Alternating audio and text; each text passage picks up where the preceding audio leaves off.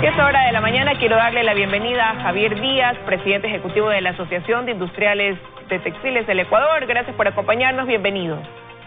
Muchísimas gracias, Liz. Un buen día a todos los que nos escuchan y gracias por este espacio.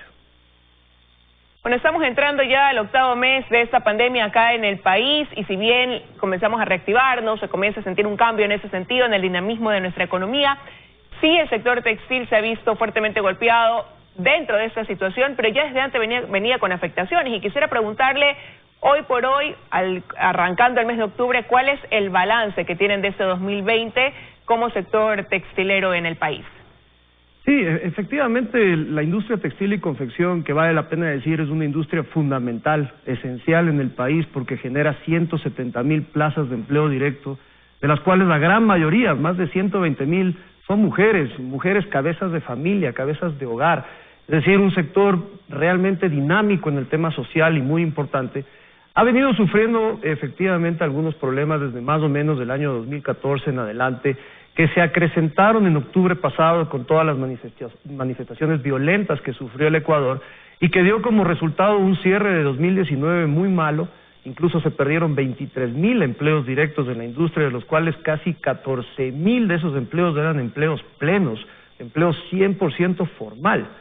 Y ahora, con esta pandemia, esta emergencia sanitaria que nos ha cogido obviamente a todos desprevenidos, el daño ha sido mucho mayor. Veíamos las últimas cifras oficiales que ha reportado el Servicio de Rentas Internas al mes de julio, que en general el sector privado ha perdido cerca de 20,000 millones de dólares en ventas, que representa alrededor de un 27% de caída. La industria textil y confección, para que se vea cómo estamos en una crisis mayor que el promedio, la industria textil y confección ha perdido el 55% de sus ventas desde que estamos en pandemia, lo que significa cerca de 500 millones de dólares menos. Y estamos en una proyección a fin de año de perder prácticamente 900 millones de dólares debido a esta crisis. Y eso lo tenemos que cambiar, tenemos que buscar la manera de darle un giro a esa situación tan compleja, porque como digo, detrás de nuestro sector o al frente de nuestro sector hay centenares de miles de ecuatorianos que dependen de su trabajo en la industria textil y sobre todo en la confección. Ahora, y usted me decía lo que pasó en el 2019, 23,000 empleos que quedaron, bueno, que se vieron afectados, quedaron sin empleos el número de personas, pero eso en 2019 y este 2020 hemos hablado de las cifras de cómo han caído las ventas, pero ¿cuántas plazas también de trabajo se han sumado ya a esas 23,000 que quedaron sin un sustento en el 2019? Es una gran pregunta, estimada Liz, que no tiene una respuesta específica porque aún no hay una cifra oficial que nos demuestre cuánto ha perdido el sector textil y confección en materia de empleo. Sabemos, porque las empresas lo están viviendo todos los días, sabemos que la mayoría de las empresas está trabajando a un 30-40% de su capacidad. Por ende, evidentemente ha habido reducción de jornadas laborales, suspensión de jornadas laborales y por supuesto ha habido terminación de vínculos laborales. ¿Cuántos exactamente? No sabemos. Pensamos que puede ser una cifra grande por ser un sector altamente demandante de personas y podríamos estar hablando quizás, si el año pasado fueron 23,000, quizás este año puede ser una cifra que supere los 30 o 40,000 personas. Entonces, es realmente muy sensible lo que le está pasando a la industria textil y confección y por eso necesitamos reencauzarla. Nuestro objetivo desde el lado privado, desde el lado de la Asociación de Industriales Textiles del Ecuador, es justamente ese, encaminar al sector hacia la recuperación. Pero para esa recuperación necesitamos la compañía de la política pública, porque sin política pública bien alineada con ese objetivo de reinventar nuestro sector, no lo vamos a conseguir solos. Y por ejemplo, una cosa que es fundamental, y esto no se llama proteccionismo, esto es defender la actividad legal por sobre la ilegal. Nosotros somos actividades legales que generamos empleo pleno para el país. En cambio hay un sinnúmero de actividades ilegales, por ejemplo, contrabando, por ejemplo, subfacturación de importaciones, que están ganándose el mercado de forma desleal contra el fabricante formal que somos nosotros, los que representamos nosotros. ¿De qué forma actúa el contrabando directamente? Porque eso es uno de los grandes problemas que ustedes vienen enfrentando. Yo cuando comenzaba la entrevista con usted decía que no, este año es la pandemia, pero sí hay situaciones que los vienen golpeando constantemente y una de esas es esto, el contrabando. Es correcto. ¿Puede explicarnos quizás cómo es la afectación directa al sector textilero en ese sentido? Por supuesto, y miren, nosotros siempre hemos dicho, ahora estamos viviendo todos, el mundo entero, Ecuador en particular ha sido una víctima fuerte de una pandemia, de una emergencia sanitaria, pero nosotros hemos vivido permanentemente con una pandemia de ilegalidad, que es todo el comercio ilícito que está en el mercado. El contrabando opera por mafias, el contrabando son redes, el contrabando es realmente una actividad que financia actividades terroristas, actividades de narcotráfico, etcétera, y que se mete por muchos lugares, se mete por los aeropuertos, se mete por los puertos marítimos, se mete por las fronteras, se mete por la costa, se mete por todas partes, realmente es algo muy complejo. Y a eso se suma el contrabando técnico. El contrabando técnico es engañarle a la aduana. ¿Engañarle en qué? En valor, engañarle en origen, engañarle en clasificación arancelaria. ¿Para qué? Para pagar menos impuestos, para pagar mucho menos de lo que realmente debe pagar ese importador. Y para poner una cifra, nosotros hemos hecho un estudio que se lo hemos entregado incluso a la vicepresidenta de la República, se lo hemos entregado al ministro de la Producción, se lo hemos hecho conocer al presidente de la República, un estudio que demuestra que prácticamente el 70% de las importaciones de tela y más del 45% de las importaciones de confecciones, prendas de vestir y textiles de hogar, ingresan subfacturados al Ecuador. Ahí hay una evasión que supera los 80 millones o 90 millones de dólares en los últimos 2 años. Imagínense ese dinero puesto ahora a producir.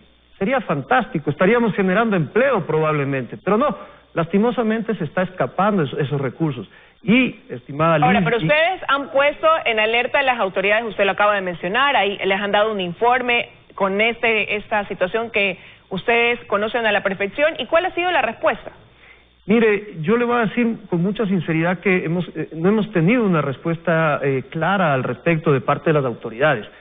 Todos los países de la Alianza del Pacífico, de la Comunidad Andina, del Mercosur, los Estados Unidos, la Unión Europea, es decir, países con los cuales nosotros tenemos vínculos comerciales, tienen medidas de valoración en aduana para evitar la subfacturación, por ejemplo.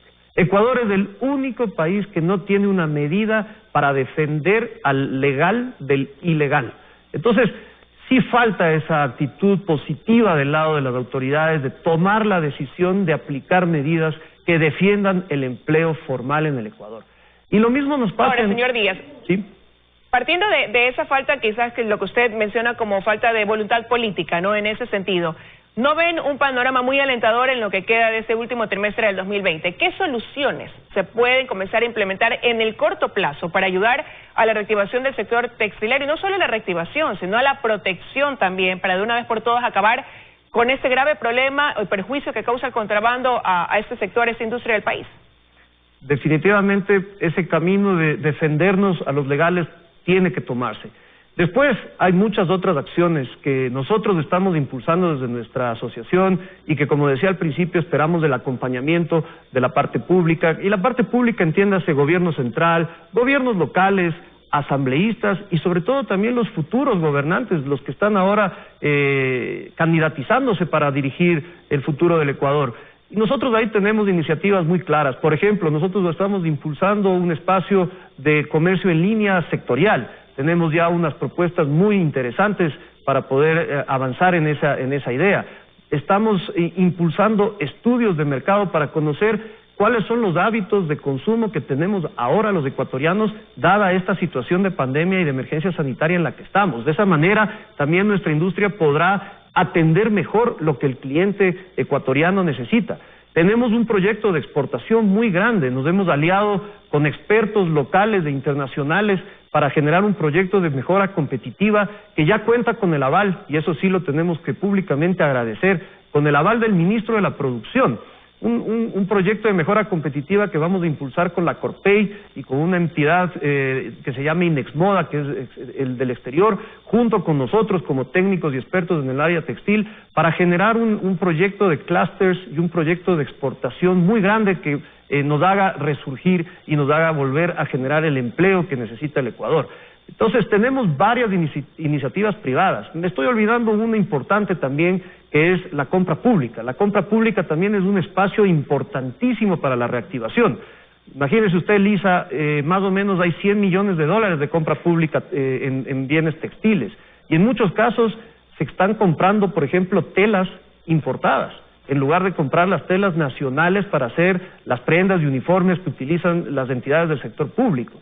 Entonces, pero no se buscó a través del Servicio de Compras Públicas precisamente implementar esta protección en ese sentido de que lo que se consuma a través de las instituciones públicas, por ejemplo, sea todo producto y mano de obra ecuatoriana, para tratar así de reforzar y más bien impulsar al sector textilero. ¿No hay esa reglamentación ya establecida dentro del sistema de compras públicas? Eso tan lógico y racional como lo está exponiendo usted, Liz, lastimosamente en la práctica no termina de verse dada, ¿no? Por ejemplo, le voy a contar un ejemplo de hace pocos días. Se invita a una ronda, y no tenemos nada en contra de la competencia internacional, al contrario, nos ayuda a tener competencia para mejorar, era un reto, pero en la compra pública el dinero de los ecuatorianos se debería primero quedar en el Ecuador generando riqueza. Pero acaban de invitar a una ronda a productores colombianos para que suministren al Ministerio de Salud un sinnúmero de dispositivos médicos, entre los cuales se encuentran muchos productos del sector textil: gasa, algodón hidrófilo, mascarillas, trajes de bioseguridad, sábanas, campos quirúrgicos, cosas que aquí se fabrican y en buena calidad, suficiente y a buen precio. Y se los ofrecen a productores colombianos cuando hay producción nacional. Esas son las cosas que debemos cambiar. Miren, nosotros hemos sido un sector esencial durante la pandemia. Hemos fabricado mascarillas de tela reutilizables para la ciudadanía. Nos tomó más de 3 meses poder obtener registros sanitarios, estimada Liz, mientras que en el mercado salía cualquier tipo de producto sin ningún registro. Entonces, al formal se le ponen dificultades, al informal o al ilegal se le ayuda con facilidades y sin control. Entonces, pero necesitamos que toda esta cantidad de metas o de objetivos se vayan cumpliendo en conjunto entre privados y públicos. Nosotros tenemos la iniciativa, el conocimiento sectorial. La parte pública tiene, por un lado, la voluntad política, debe tener la voluntad política de sacar adelante la producción formal del Ecuador, y por otro lado tiene las herramientas normativas para poder hacerlo. Entonces, hay que juntarnos para poder sacar adelante la producción en general y una industria, reitero, textil y confección, que es fundamental para el país. En todos los países del mundo la industria textil y confección es pilar por generación de empleo, por generación de riqueza y por exportaciones. En Ecuador tenemos que seguir esa línea. Esperemos pronto ver entonces esta comunión entre el sector público y privado para que las cosas puedan caminar en beneficio de ese sector que se ha visto tan golpeado, no solamente, como repito, por estos 7 meses de pandemia, sino desde antes, porque es buena la competencia, pero siempre y cuando hayan las mismas condiciones para competir. Quiero agradecerle que nos haya acompañado esta mañana, señor Díaz, aquí en los desayunos de 24 horas. Muchísimas gracias, Liz, y justamente cierro con ese comentario. Debemos defender la legalidad por sobre la ilegalidad. El empleo formal es lo más importante en el Ecuador y nuestra industria genera empleos, especialmente en mujeres, y eso es importantísimo defenderlo. Muchas gracias. Sí, totalmente de acuerdo con usted en ese comentario. Hasta aquí llegamos, amigos, con los desayunos de 24 horas. Nos vemos el día de mañana en este espacio. De mi parte, desearles que tengan un excelente día. Ya vienen las noticias aquí en Teleamazonas.